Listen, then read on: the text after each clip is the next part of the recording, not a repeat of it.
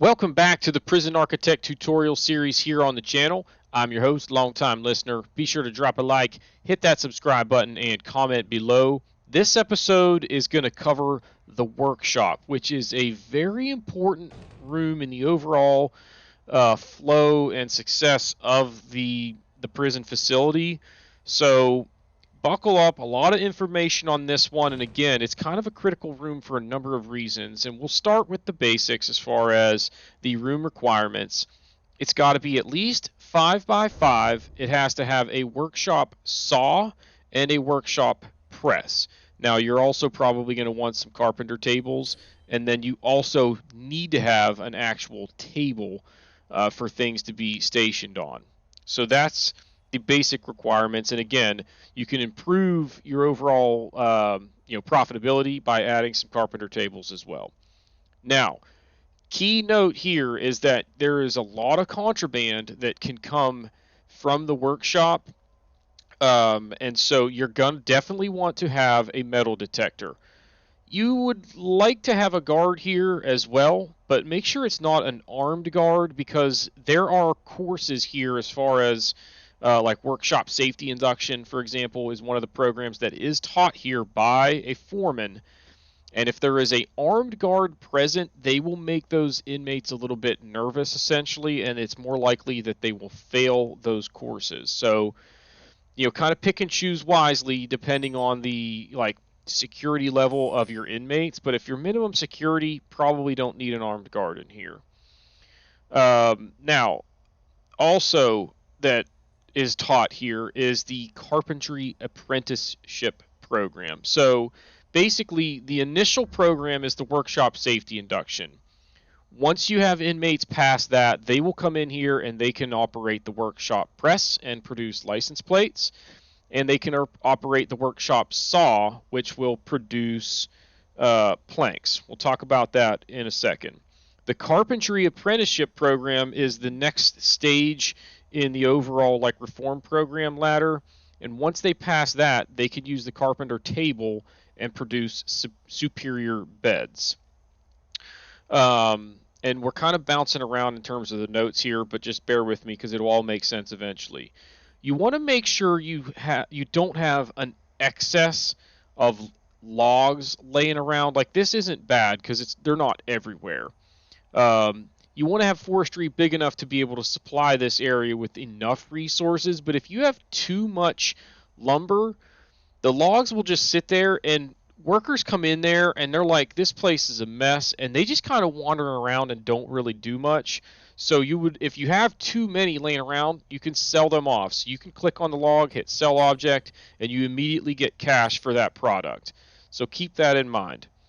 Now, one other thing I forgot to mention about contraband is that one of the items that can be taken from this area is a wooden pickaxe. Now, usually they get it through the forestry area because out here they can get an axe, I want to say a saw and a spade, but also I think from one of these two rooms they can get a wooden pickaxe. Since it's wooden, it can't be detected by the metal detector, and it can be used to dig tunnels. So that is a huge asset for the inmates to be able to get something like that. And again, this is the source for it typically. So keep that in mind. Probably not a bad idea every once in a while to maybe just search an inmate. Shakedowns will usually find those things, so you don't necessarily need to search them right here. But again, just kind of be aware of that because contraband is always a bad thing. Now we're going to get into the mechanics of how the things work here. Like, see this guy, metal detector. They're going to search him and hopefully find something on him. So we'll see if they put the cuffs on him while we're just kind of going through some more notes here. So 12 trees is a good. So he set off the metal detector, but then they didn't find anything on him. Good job, guards. So anyway, in terms of an overall mix, I think I talked about this, but maybe I'm not seeing it here. So each log, so each tree makes 3 logs. Each log makes 4 planks, and it takes 6 planks to make a quality bed, or a superior bed, I think they are called. In general, just know that for each bed that you are producing per hour, you're profiting about $700 for each license plate that you are producing. So each press that you have is going to basically just be operating as long as you have materials and staff to work it, and they produce $200 an hour. So they're easy to just throw in there, and they don't take a lot of resources or whatever, because you don't have to have a forestry. You could just have a bunch of workshop presses and make $200 an hour for each one that's being worked.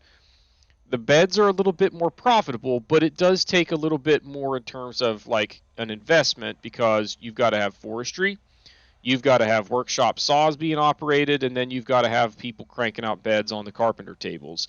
And the best mix that I saw in general was 12 trees is a good number if you've got 3 saws and 4 carpenter tables.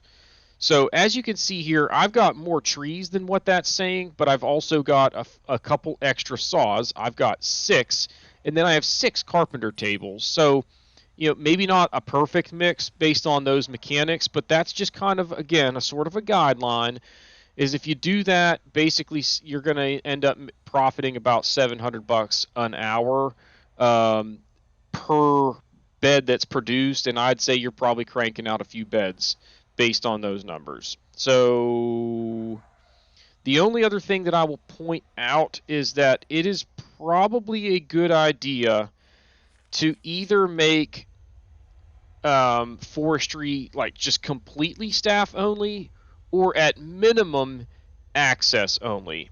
Probably better to make it staff only, especially if you are like above minimum security inmates.